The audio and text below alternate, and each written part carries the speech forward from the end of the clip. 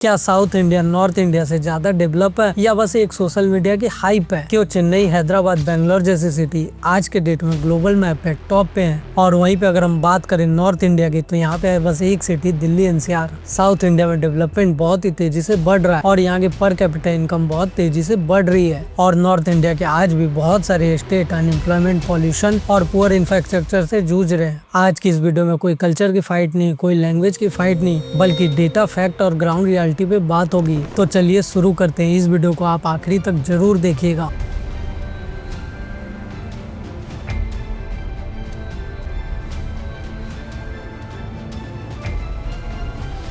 1960 का इंडिया एक ऐसा इंडिया था जहाँ पे नॉर्थ और साउथ में कोई ज्यादा बड़ा गैप नहीं था। यूपी और बिहार पॉलिटिकल पावर हाउस माने जाते थे। फर्टाइल रिवर, स्ट्रॉन्ग एग्रीकल्चर और नेशनल इन्फ्लुएंस। ये एक ऐसा टाइम था जब नॉर्थ इंडिया के पास सब कुछ था। साउथ इंडिया में लिटरेसी बहुत ही ज्यादा लिमिटेड थी और यहाँ के इंडस्ट्रियल ग्रोथ बहुत ही ज्यादा स्लो था। लेकिन अगले 60 साल में इंडिया एक डुअल स्पीड नेशन बन गया। साउथ इंडिया बहुत ही तेजी से दौड़ने लगा और नॉर्थ इंडिया बहुत ही तेजी से पीछे हो गया। साउथ इंडिया ने सबसे पहले जिस चीज पे इन्वेस्ट किया वो था एजुकेशन। केरला का लिटरेसी रेट 96%, तमिलनाडु का 83% और अगर हम बात करें कर्नाटका की तो 77%। अब आप कंपेयर कीजिए, यूपी 73%, वहीं पे बिहार 71%। लेकिन यहाँ पे बस फर्क एक नंबर का नहीं है, बल्कि इनका एजुकेशन बहुत ही ज्यादा इम्पोर्टेंट है। तमिलनाडु ने इंडिया में सबसे पहले मिड डे मील स्कीम की शुरुआत करी और इससे स्कूलों में एनरोलमेंट बहुत ही ज्यादा बढ़ गया। और इसका नतीजा ये हुआ कि आज के डेट में तमिलनाडु में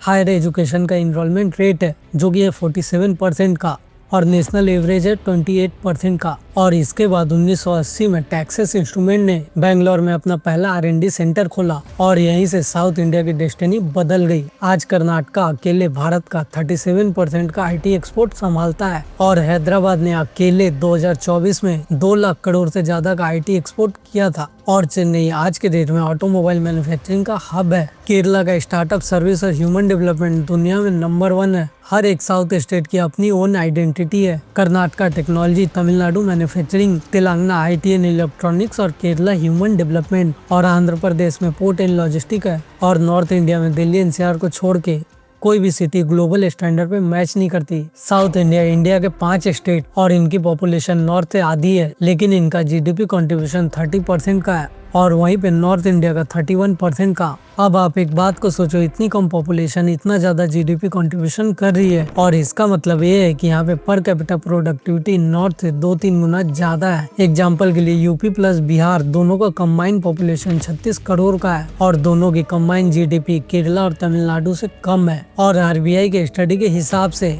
इंडिया के 86% रिमिटेंस बस साउथ के 4 स्टेट से आता है। अब हम एक रियलिटी पे बात करते हैं। अगर आपका जन्म साउथ इंडिया में हुआ होता तो वहाँ पे सर्वाइवल के चांसेस ज्यादा होते हैं, आपकी वैक्सीनेशन की गारंटी होती, मदर मोर्टेलिटी रेट वहाँ ज्यादा है, वहाँ का न्यूट्रिशन बहुत ही अच्छा है, स्कूल और कॉलेज के एक्सेस हायर है, जॉब की अपॉर्चुनिटी बहुत ही अच्छी है और सेफ्टी की फीलिंग इंडिया में सबसे ज्यादा है। इनफैक्ट आप मोर्टेलिटी के रेट को देखें तो पर 1000 आदमी में केरला में बस 5 मरते हैं, कर्नाटका में 13, यूपी में 38 लोग और बिहार का एवरेज 27 लोगों का है। नीति आयोग के हेल्थ इंडेक्स में कर्नाटका, तमिलनाडु, तेलंगाना टॉप पे है और बॉटम में यूपी, बिहार और झारखंड। हेल्थ, एजुकेशन और गवर्नेंस मिला के होता है इकोनॉमिक ग्रोथ। और अगर हम बात करें पॉलिटिक्स की तो साउथ इंडिया में कोई भी पार्टी परमानेंट नहीं होती है, यहाँ पे पावर का रोटेशन होता है और इसका मतलब ये है कि हर एक गवर्नमेंट को अपनी परफॉर्मेंस दिखानी पड़ेगी। TN buses DMK, buses AIA DMK, Karnataka में कांग्रेस, BJP और JD, तेलंगाना में AP रेगुलर और पॉलिटिकल साइकिल और नॉर्थ इंडिया में लॉन्ग पॉलिटिकल मोनोपोली होती है। कास्ट पॉलिटिक्स, पॉपुलेशन प्रेशर और रिफॉर्म बहुत ही ज्यादा स्लो होता है। गवर्नमेंट बहुत ही ज्यादा लेजी होती है